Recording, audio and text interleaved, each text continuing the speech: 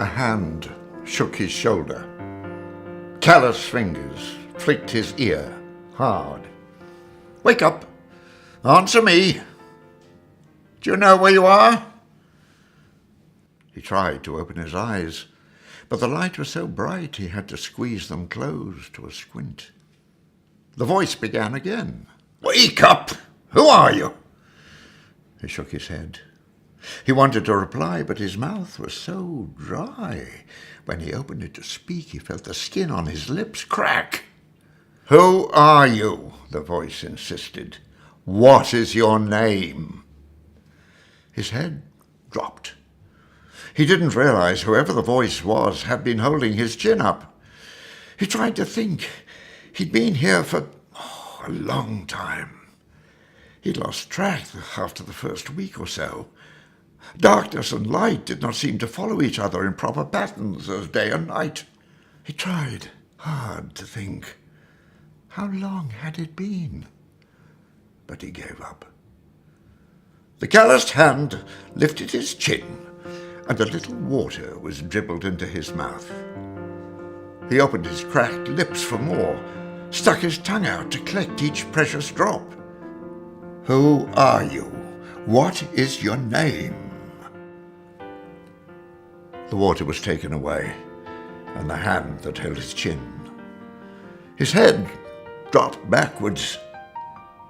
He tried to squint to open his eyes, but the light was still too bright for him.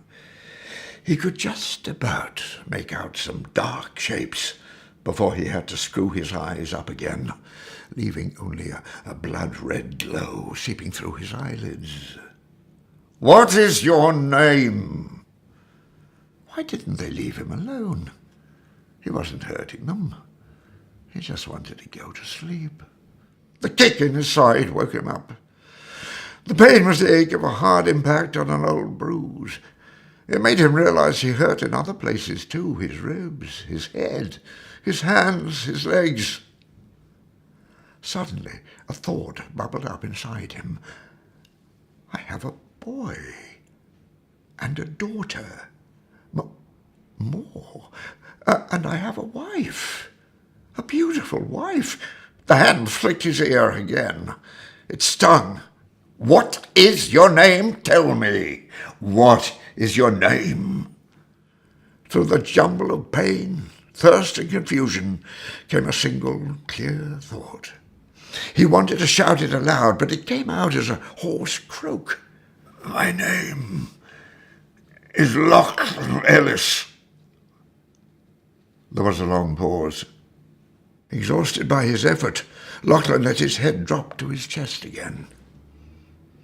A beautiful voice, deep and melodious, spoke from behind him. "Start again. Walk him. Do not let him sleep. Call for me when he no longer remembers." There was a rustle of fine cloth and leather, and the soft pad of footsteps walking away.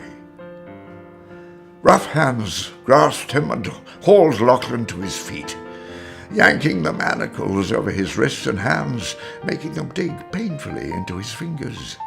They half carried, half dragged him upright, and after putting a leather hood over his head, started to walk him up and down the seemingly endless stone corridors.